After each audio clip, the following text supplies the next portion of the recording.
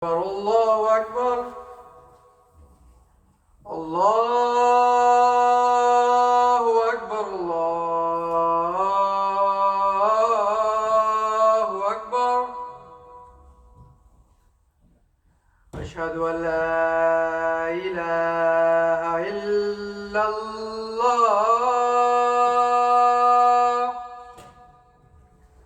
أشهد أن لا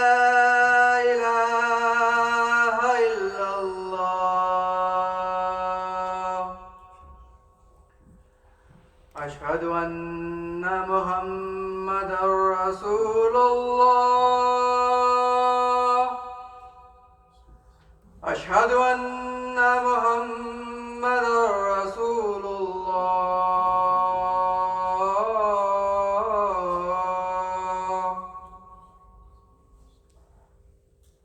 حي على الصلاة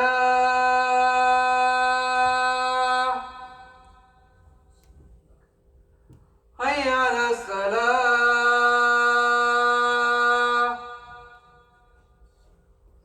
حي على الفلاح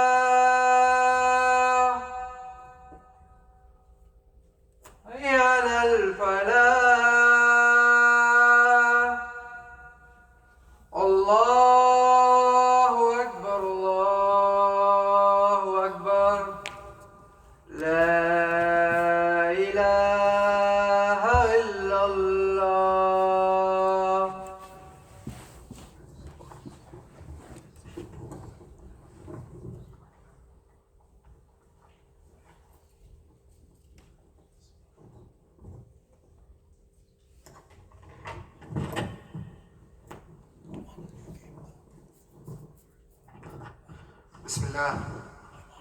بسم الله الحمد لله نحمده ونستعينه ونستغفره ونعوذ بالله من شرور أنفسنا ومن سيئات أعمالنا من يهده الله فلا مضل له ومن يضلل فلا هادي له وأشهد أن لا إله إلا الله وأشهد أن محمدا عبده ورسوله في الكتاب الكريم بعد أعوذ بالله من الشيطان الرجيم بسم الله الرحمن الرحيم يا أيها الذين آمنوا اتقوا الله حق تقاته ولا تموتن إلا وأنتم مسلمون ويا أيها الذين آمنوا اتقوا الله وقولوا قولا سديدا. Alhamdulillah, we are blessed on this blessed day of Jummah to gather together and to remember Allah subhanahu wa ta'ala. Inshallah, we would be amiss if we did not discuss some of the current events taking place today and affecting the Muslim Ummah across the world. Inshallah, one thing I wanted to focus on and something that I have seen is that sometimes we get inundated and flooded from social media and from regular media and news on the situation, and we become disheartened. Sometimes we lose hope. Sometimes it breaks us down inside and stops us from continuing to do the good, to do the khair, to do the work. And inshallah, we must realize that that must not be the case. We can't let situations break us down and not let us move forward. So inshallah, I want to do a little bit of an analysis of what we can better understand our situation from Surah Al-Buruj. We look in this beautiful surah of the Quran, where Allah subhanahu wa ta'ala is giving us very similar circumstances to what we have understood and what we have gone through today, subhanAllah. We start in the very beginning of the surah, وَالسَّمَاءِ ذَاتِ الْبُرُوجِ. Allah subhanahu wa ta'ala starts in this beginning, and Allah subhanahu wa ta'ala swears by the sky that possesses al-buruj. And we'll get into what buruj means in a little bit. But subhanAllah, we see something very interesting. We see that it's starting with an oath. It's starting with a qasam, something that you do and that you swear. And subhanAllah, we understand that when you swear oaths, it is something of an important deal. It is a big deal when people swear oaths. You don't swear oaths for small things. You don't swear oaths for common things. But oftentimes, we hear people swearing oaths when they have to go to court and they promise to tell the truth. We see people when they accept big offices, like when someone is becoming the president, they have to swear an oath of office. So we see here that Allah doesn't need to swear an oath, that we believe when Allah tells us something that it is true. But we see that the oath is being placed here to show us this is going to be important. Pay attention to what comes in these following verses. And we see about the thing that Allah swears by, as-sama, about the sky, is something that is beautiful, and we'll get deeper into that later. And what we find from this is that the importance of the oath is there, And then we see that Allah swears not just by the sky, but the sky that contains al-buruj. Interestingly, if you go into the translation and the main definition of the word buruj, we find that it's talking about constellations. It's talking about these grouping of stars that people would use for guidance in the ancient days. But interestingly enough, if you go deeper into tafsirs, you realize something that the scholars, the grammarians of Arabic, they comment on this word. They say that buruj is the plural of al-burj. Right? And Burj is something we kind of be familiar with. We know the tallest tower in the world is Burj Khalifa, right? The tower named after Sultan Khalifa. And what we find, interestingly enough, is that we are saying that there are these buildings, these type of towers in as-sama. And the scholars comment, they say that in this context it refers not to buildings or towers, but it refers to forts. It refers to these types of structures. And when we talk about forts, oftentimes we realize that forts are places, are garrisons where soldiers are garrisoned. And realize that in the heavens, the only soldiers that we find are the malaika, are the angels of Allah subhanahu wa ta'ala. So we see that Allah subhanahu wa ta'ala is swearing by the sky that is filled with forts, which are filled with His angels, which are warriors and soldiers for Allah subhanahu wa ta'ala. And this is something that we deeply understand, that we talk about these angels, and we see that these angels have come to reinforce the Muslims in different times. We have seen in the battle of Badr and the battle of Ahzab that we see in Surah Al-Imran, chapter number 3, verse 125, where Allah subhanahu wa ta'ala talks about these malaika, these angels coming to reinforce the ranks of the Muslims when they were under attack. Allahu Akbar. So we see that Allah subhanahu wa ta'ala is talking about what? Soldiers and reinforcements that are ready to go.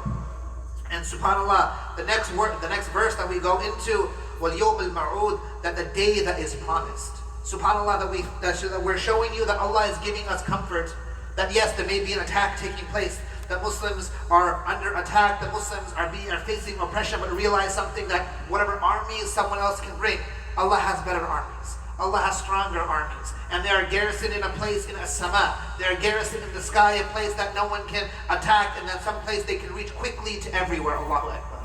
And then even if that doesn't give you all the strength that you know that Allah can take care of everything from a physical point of view, Allah subhanahu wa ta'ala talks about the second verse. He says, and the day that is promised. Allah swears by Yawm al-Qiyamah, the day of judgment, the day that is promised. And now Allah is saying what? That we have prepared soldiers to defend ourselves. And if you don't think that's enough, if you think people will somehow escape the angels of Allah subhanahu wa ta'ala, we have a day for which there is no escape. A day that is promised for everyone. A day that they will be held to an accounting of the different things that they have done throughout their life. Allahu Akbar. What we see here is that when people don't have the confidence, Allah wants to give you the confidence. That when you don't have the faith, Allah wants to strengthen you and comfort you in that faith, and to realize that this success will come. You may not think that it's coming, you may not understand how it is coming, but Allahu Akbar, the success is coming, the nasr of Allah is coming. We go to the next verse, Ash-Shahid al-Mashhud, where Allah subhanahu wa ta'ala swears by the witness and that which is witnessed. Allahu Akbar. Interestingly, again, we talk about something as witnessed. When something is witnessed, is something that is big, right? Oftentimes, and then we hear where we have witnesses, when again in court, when someone is bringing a crime, when someone commits a crime, they say, bring the witnesses. Let us see what the witnesses have said in very official proceedings. Alhamdulillah, when we have, in an Islamic context, we have a very big day in a lot of people's lives. When they get married, we bring the witnesses, have them sit so they may witness the nikah that is taking place. So we understand the witnesses bring more importance to this, and Allah subhanahu wa ta'ala is talking here about by the witness and that thing that is witnessed. Allahu Akbar. Interestingly enough, we see by the context of the verse, Allah subhanahu wa ta'ala is talking about multiple witnesses. That these people that do things, that these people who are oppressors, these people that are committing war crimes, they will witness and understand what they're doing themselves, right? I watch a lot of true crime videos on YouTube, and you see these people who are pulled over by the cops, and then they have the most ridiculous arguments. They sit there and they say, no, I wasn't speeding. The speed limit is too low. Allahu Akbar, what are you talking about? And these people, Allah is saying, if they will come and they will stand witness against themselves, they will know what they're doing is wrong. Allahu Akbar. And for that, we take deeper comfort from Allah subhanahu wa ta'ala. And then we get into the main story of Surah Al-Buruj, something that we find a lot of context for, a lot of similarities to the situation the Muslims are facing today. Where Allah subhanahu wa ta'ala says, قُتِبَ الْأَصْحَابُ الْخُدُودِ. This word at the beginning, qutila, it refers to kind of perish, but they say, that a woe to them, warning to these people, that they have lost. These people are great losers, and these people are ashab al-ukhdud. These people are the companions of the ditch. You know a ditch, like a big hole that you dig, right? The story of ashab al-ukhdud is very long. Inshallah, you can go into it, but if we can run quickly through it for the sake of Jummah, what we realize is there was a place, and in this place there was the people were not Muslims. They did not follow Islam, and eventually there came a boy, and through various interactions with the people of his time, he eventually came to realize that Islam is the truth, and he became a Muslim, right? And then he became very prominent in the community, and people were talking, oh, this very prominent kid, he's following this new religion. He follows only one God. It's a very weird thing. Eventually, we had reached the leadership of that area. We had reached the king and the king's ministers. The king said, we can't have this. We can't have this type of religion, this type of monotheism, this thing they call Islam. We can't have it. So he ordered his soldiers to execute the boy, and they went back and forth a few times. And every time the soldiers took the kid to execute him, some miracle would come where the soldiers would die and the boy would be saved and he would return. And eventually the king is like, what are we going to do? I sent my best soldiers, my best assassins, I sent my best executioners, and nothing is working. What do we do? And eventually the boy brought the solution. The boy said, I know what you can do. What do you mean? What do I do? He said, first you gather everyone together in public. And then you take a bow and arrow, and before you shoot the arrow at me, you say, in the name of the Lord of the boy, basically saying Bismillah before you shoot the arrow. This will accomplish the execution. So the king did that, gathered everyone together, got the bow and arrow, and said, in the name of the Lord of the boy, he shot the arrow, and the child was killed. Allahu Akbar. But when the boy died, everyone in the community knew, oh, this kid was on it. This kid, this religion, this Islam thing has to be real. It's the only thing that got him. And the entire community became Muslim. Allahu Akbar. The plan of the king had backfired. And what we realize from this is that this is where the story of Ashab al-Ukhdud starts. The story of the ditch, it starts at this point, where the king said, gather all these Muslims, these people who have accepted this religion, let's dig a big hole, let's dig a ditch, fill it with fire, and throw these people in and let us execute them. We're seeing here a story of genocide taking place in the Quran for people because they only said La ilaha illallah. Because they had this idea of tawheed, of monotheism, of following Islam. This king was very angry, and the king wanted to execute all of these people. And subhanAllah, the scholars, they comment, they say this title given to this group, Ashab al-Ukhdud, is twofold. Not only are the people of that ditch, the ditch back then when they were using to execute the Muslims, but they said that the teachers teach that the punishment that will befall these people is that there will be another ditch that will be dug, and it will be filled with fuel. But the fuel will not be wood or oil, but it will be the disbelievers that committed this crime, and they shall burn in this ditch in Jahannam. Allahu Akbar. So they shall be companions of not only the ditch of that dunya, but the ditch in Al-Akhirah, in Jahannam, they shall be in that ditch also. Allahu Akbar. And then we talk in the very next verse, Allah subhanahu wa ta'ala says that it'll be full of fuel. As we said, the fuel they used there might have been wood or oil, but the wood that Allah subhanahu wa ta'ala has, the fires in Jahannam, will be with stone and men. Allahu Akbar. The stone and disbelievers who are sent to the hellfire, they shall be the ones that will be stoking the fires. Allahu Akbar. Interestingly enough, we see in the 6th verse, إِنْهُمْ عَلَيْهَا قُعُودٌ. In this verse, Allah subhanahu wa ta'ala is saying that when they sat by it, when they sat by the ditch, subhanAllah, when we kind of go through psychology, when we go through history, we see a lot of different wars and different soldiers. We often see two types of people, two types of soldiers. Those that are reluctant, those that go and they say, I have to kind of do this thing, but I'm following orders and I don't like it. And we see other people who are in bloodlust. People who enjoy the mayhem, they enjoy the violence. And we're seeing here, Allah saying these people, when this terrible deed was being done, they sat and they watched, got some popcorn, kind of enjoyed the show that was being put on. And this goes to show that what type of criminals these people were. SubhanAllah. What we go further and want to understand is Allah subhanahu wa ta'ala says that they were watching, they were witnessing what was being done to the believers. Allahu Akbar. Something very deep to go into this idea is that in the 7th verse, Allah subhanahu wa ta'ala uses the plural. It says witnesses. It says shuhud, many witnesses, right? Because oftentimes you bring one witness and then one person kind of looks at something one way, looks at something another way. I don't know if you're into classic cinema, right? Director Akira wrote this beautiful movie back in the 1950s, right? Rashomon, where there's a police investigator and he's trying to investigate this murder that took place, and he investigates all these different witnesses. They all have different stories, right? So one thing can have different aspects to it. But Allah is saying here that the shahood will have all the witnesses, and they will show us all the different angles that they observed, and subhanAllah, still, they will not be able to hide the lies, they will not be hide behind the lies they have perpetrated, because Allah will bring the truth to them.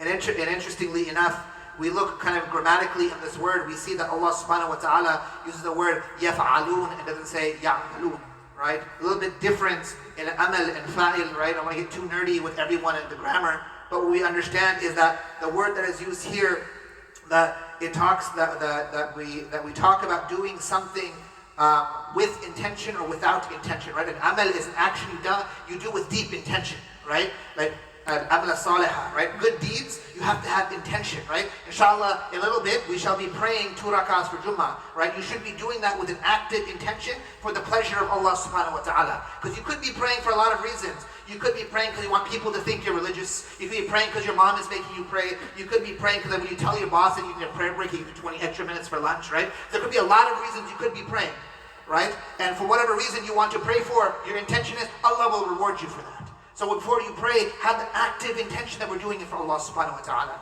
And what Allah is saying here is that that's not the kind of action that people were doing. They were not doing an amal. They were not an active deed. They were doing a fa'il. They were doing kind of just go with the flow, kind of, when you're driving on the road, it's been a long time, you kind of zone out for a little bit. That's kind of like a fa'il.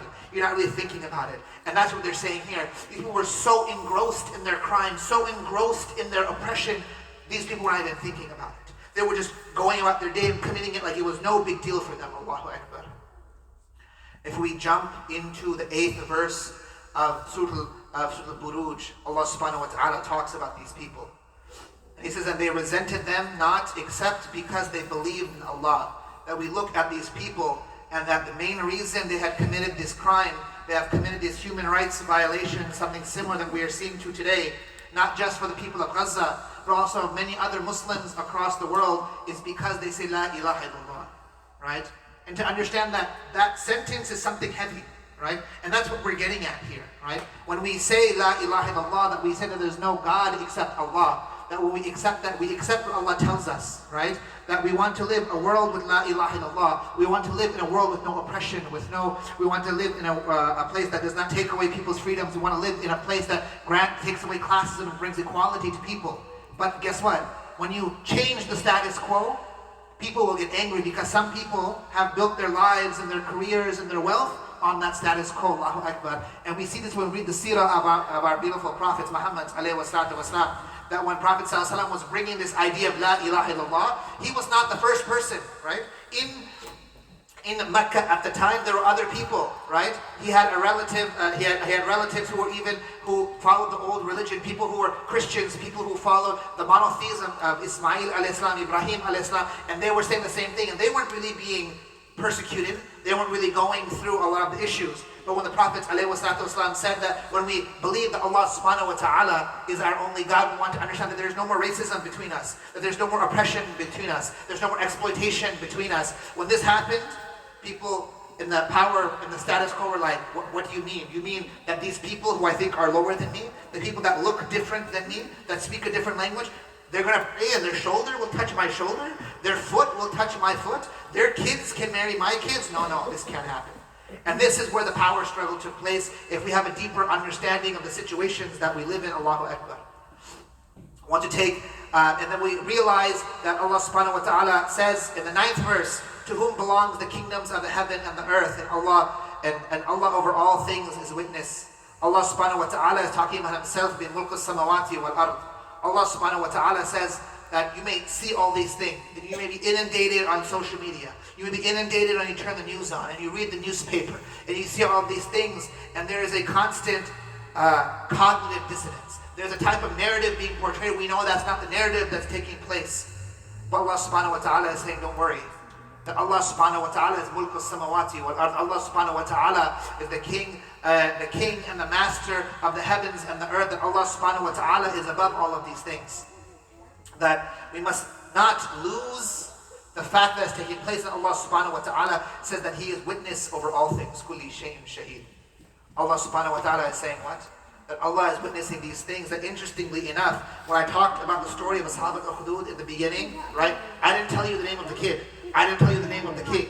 I didn't tell you the name of the country or the continent or what was going on, because those things are not recorded, right? And subhanAllah, we may think, some of those people who are in that fire may think that no one will remember their story. No one will remember what the human rights violations, the genocide, ethnic cleansing they went through then. But Allah subhanahu wa ta'ala is telling us what? That those thoughts, people might have that today. They may think they're in some corner of the world that CNN is not there. But Allah is saying what? That Allah is a witness. Allah will stand a witness to the things that are being perpetrated here. And we go back that there was Yawm al-Qiyamah coming, and Allah subhanahu wa ta'ala is the best of judges. Allahumma salli ala Sayyidina Muhammad. And what we find is that Allah subhanahu wa ta'ala is talking that indeed those that have tortured the believing men and the believing women, and then have not repented, will have punishment of the hellfire, and they will be punished in a burning fire. Subhanallah. What we take from this is, interestingly enough, the word used is fatanu in the 10th verse of Surah Al-Bayyinah, right? And if you go deep into this word, you understand something that the root fatana, right? Another word we hear often is fitna, right? And we talk about fitna as these problems or tests and trials and tribulations that affect us, right? And we tell people like, hey, don't go to this website. It has a lot of fitna on there, right? We say, stay away from these people. There's a lot of fitna going on over there, because there's a lot of problems, and they test and they try you, right? Not just your patience. These tests and trials could test your iman and test your belief, right? And that's what we warn each other about. But interestingly, the root of this word is very beautiful, because the fatan refers to a goldsmith. Why? Because the same way that a test breaks you and burns you and boils you, the goldsmith takes these rocks and ore that he finds in a mountain, and he burns them in a crucible until the trash burns away, and he pours out pure gold. But you can't get that pure gold without the fitna, without the burning, without the uncomfortableness. So we realize now is that we all have fitan in our lives. We all have tests in our lives. And alhamdulillah, the tests that we see are not as bad as some of the tests that we're seeing on the news. But realize that those tests that we have are not just there randomly. They're not just there by circumstance. And they're not just there because we're not dualists in our aqidah. We don't believe that there is Allah and then there's this devil, and they're somehow equal to each other and they're fighting. We don't believe that. We believe that Allah subhanahu wa ta'ala is one, and Allah is unified, and Allah is supreme, and there is no one equal to Allah. So people say that, why are these bad things happening? Because you may think they are bad, right? And when you put that rock in the burning crucible, the rock may feel pain. The rock will say, why it's so hot? Why are you doing this to me? Because at the end, you get pure gold. So Allah subhanahu wa ta'ala wants to see now, with the fitna that we are facing, the fitna that we are seeing, how will we respond? Will we be weak? Will we kind of fold and crumble and burn off like the trash in the crucible? Or will Allah subhanahu wa ta'ala be able to extract from us pure gold and make us that thing that we are inshallah worthy to be, inshallah? So we realize from this is, let us not lose faith. Let us not be broken, what we talked about earlier. I'm seeing a lot of people who are flooding themselves, especially on social media, with all these pictures and these images and these stories, and they're heartbreaking, and it's breaking them down. And we should not let these things break us down, because we said Allah subhanahu wa ta'ala had a plan, and that plan will lead to the nasr, to the victory of Allah subhanahu wa ta'ala, right? You may not understand how the victory is coming, right? You may not know when the victory is coming, but know that it is coming, right? You may not be able to understand that, right? And if you had told some of the people that were fighting at Badr, maybe if you had told them that, we're going with only 300 people and they have a larger army against us, and they have better equipment and better weapons and better strategy and better soldiers, but don't worry, Allah will send you angels to fight with you. They would have been like, what are you talking about? That's not like a thing. Just because you don't understand how the victory is coming does not mean the victory will not be there. SubhanAllah, we go deeper into this idea of what Allah subhanahu wa ta'ala wants us to understand. What Allah subhanahu wa ta'ala is telling us, that when we are put into the test, we will come out a lot better. And that we see here, that inshallah on the next verse, inshallah, continue with our trip through Surah Al-Buruj. We come to the 11th verse of Surah Al-Buruj, where in the English translation, we are taught that indeed those that believed and have done righteous deeds will have gardens beneath them which rivers flow. And this is a great success. What we realize here is that people will often say, why is this happening to people who are innocent? Why is it happening to children? Why is it happening to people who are in a hospital and have not done anything? What we realize is that for their sake, they may get a better reward for all the fitna they have gone through.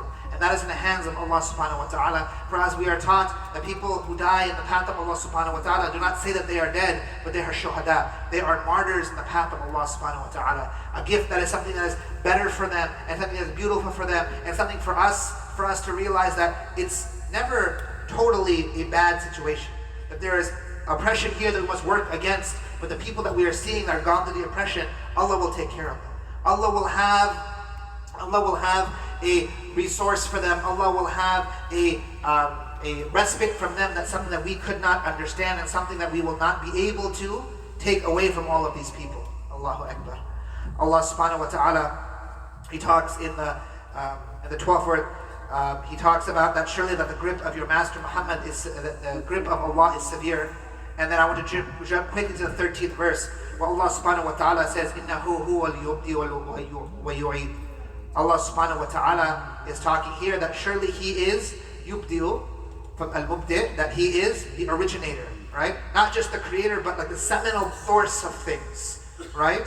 And He says what? And He can repeat it. He can do it again, subhanallah. And what we think about is often, right, if you turn on some of these like philosophy channels, you kind of listen to them, they're like, how does that make sense? That if someone kills multiple people, right? If you kill 3 people, you go to jail for life. That's only one life. How is that fair? What Allah is saying here is that Allah created all of you once. Allah created all of you once. Allah can repeat it. Allah can do it again. Allah is the source of these things. And what do we find from that? That these people, if you commit multiple crimes, they can do multiple life sentences in Jahannam. They can do multiple punishments. That Allah subhanahu wa ta'ala will be able to find these people who have done these crimes, who have committed ethnic cleansing, who have committed genocide, who have committed human rights violation. Allah can give them the punishment that they need. But subhanAllah, there's a twofold to this. Also a warning to the believers.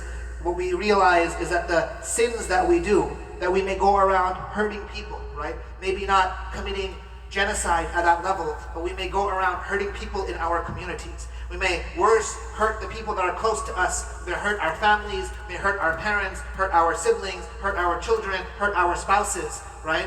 Maybe not to the level of being violent, but we are emotionally abusive, we are spiritually abusive, that we say things, right? And what do they often say? There's a saying that the people that can hurt you the most are the ones that are closest to you.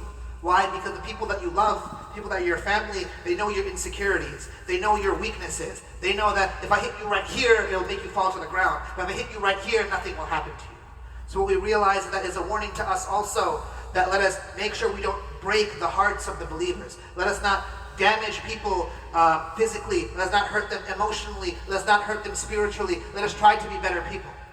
Allahu Akbar. And interestingly enough, we realize it's something very subjective. It's not necessarily objective. What does that mean, right? We talk about backbiting, right? We talk about backbiting, saying that one of the best definitions they give of backbiting is that saying something about someone that they don't like, right? You say something about someone that they don't like, right?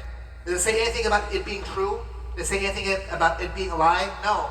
Maybe that person is short. Maybe that person is poor. Maybe that person is sick. But saying that about them may break their heart. Saying that about them may cause them immense pain. And we realize that we may think it's a small thing. We may think it's a joke.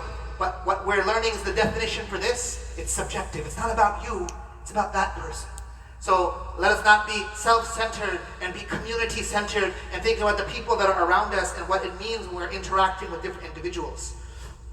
Inshallah, we want to go over a quick tafsir of Surah Al-Buruj and kind of contextualize it with a lot of the things that we are going through today, what the Muslims are going through today, in particular in Gaza, but also across the world that we're seeing in Afghanistan, in Africa, and in China, and in Russia, and countless other countries that if I stood up here, I could stand up here for hours. So inshallah, that we want to first ground ourselves spiritually, so we went first, of course, to the Quran. And then inshallah, I want to leave with a few concrete action items we can all take. in the second part of the khutbah.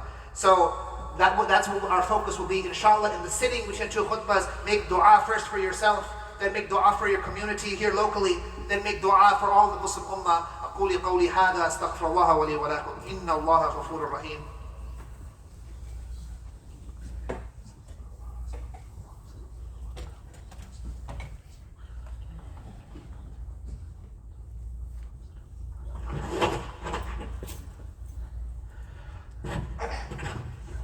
بسم الله والصلاة والسلام على رسول الله وعلى آله وأصحابه أجمعين. ربي اشرح لي صدري ويسر لي أمري واحلل عقدة من لساني يفقهوا قولي ثم أما بعد. Inshallah, we want to leave ourselves with some action items, and I want to start with some of the asbab, right? Some of the physical means that we can take to make these changes, right? And the first thing I want to talk about is that if we are dissatisfied with the way that our government is doing something, that our tax dollars are being sent, right? Yeah, it's good to make some changes, but the first and most important thing that we can do is we can call our congressperson and tell our congressperson that we have an issue, that we want to change their policy, right? Alhamdulillah, I'm sure if we call CARE, they can give us some more concrete things to do. That's the first thing I want you to do, right? And I want to say that if there's anyone sitting here and you have a smartphone and you have numbers saved in your phone, right? Like you have Starbucks saved there, maybe you have the pizza place saved there, and you have your family saved there, but you don't know who your congressperson is. Allahu Akbar, we have to reevaluate how we think we can solve problems, right? Do we think we can just send a few WhatsApp forwards? Do we think we can just post a few things on our Instagram stories and that's going to change the world? It's not going to be that easy.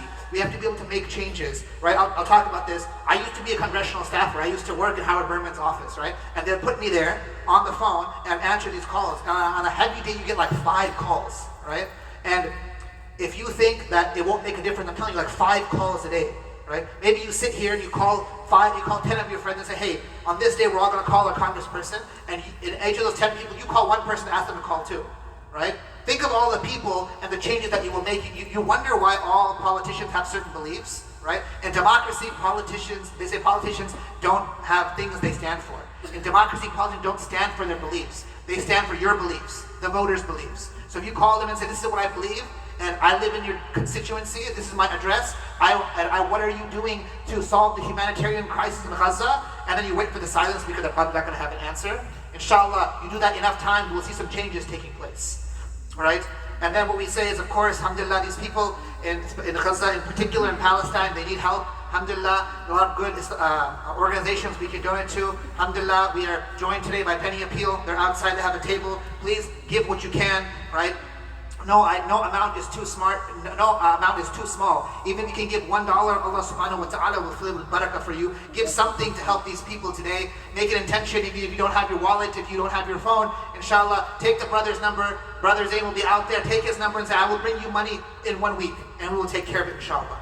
Right? The next thing I want to talk about is the incredible power of dua. I want you to make dua. I want you to make personal dua. I want you to make passionate dua. And if this is not a situation about which you are passionate, make dua and say, Ya Allah, make important in my heart the things that are important to you. And inshallah will motivate you to make passionate dua about this subject. Allahu Akbar. And inshallah, the most powerful thing I want to talk about as we wrap up, inshallah, with about a minute to go, we say the most powerful thing that we can do, that one of the most powerful things we can do is we can fast. Because the Prophet ﷺ said that the dua of a fasting person at iftar time is not rejected. Allahu Akbar. Right? Maybe you pick a day to fast. You call 10 of your friends and say, hey, you know what? Pick a Monday or a Thursday, you'll get more barakah. It doesn't have to be. Pick a weekend, whatever you want. Say, hey, this day I'm fasting. Can you fast with me? Can you fast with me? And at iftar time, we'll make dua for the people of Gaza. We'll make dua for the orphans that are there and the oppression they are facing. And have those people call one person, inshallah. Right? Maybe you can organize an iftar together, right? But maybe you do it here, but that's not something we need. We don't need the masjid to put on an iftar for us to make dua. This is something that we should be doing on our own. Inshallah, the last thing I want to leave you with is tahajjud, right? Standing up in the night, right? In scholars, the most general acceptable time for tahajjud is from the time of after you pray Isha to the time that Fajr comes in, right? You want to be a little bit better, you pray the last third of the night and calculate it, take the hours, divide by 3, you get the last third of the night. And inshallah, if you can do that, you can sit there on the time, you can make tahajjud, right? You can organize it here in the masjid, that's fine, or you can do it at home again. call some friends and say, hey, on this night I'm going to pray tahajjud. Can I call you at 4:30? Can I wake you up? And then everyone calls a few people, and we have a group of people making tahajjud in their house, right? If it's too hard for you, right, do it very easy. Wake up 10 minutes before Fajr, pray 2 rakahs, and then wait, pray Fajr, go back to bed. Allahu Akbar.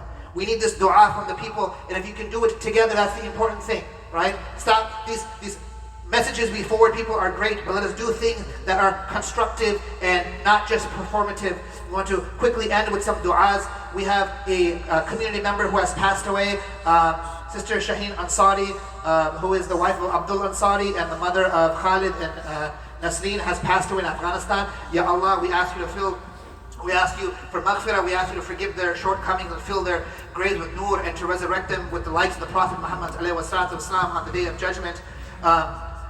Also, Isa Harsulia, who is the newborn child of Rida and Arfan Harsulia, was born and had heart surgery. He's in Children's Hospital. Alhamdulillah, is doing a lot better and needs all of our du'as for a speedy recovery. Ya Allah, we make du'a to you for your ash-shafi. There is no shifa except your shifa. Ya Allah, grant a full and complete shifa and recovery to baby Isa, inshallah.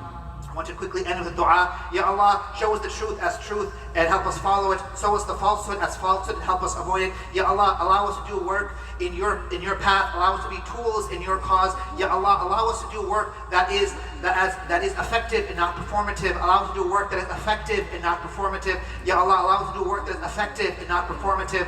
ربنا آتنا في الدنيا حسنة وفي الآخرة حسنة وقنا عذاب النار. اللهم صل على سيدنا محمد وعلى محمد كما صليت على إبراهيم وعلى آل إبراهيم إنك حميد مجيد. اللهم آمين. أقامت الصلاة.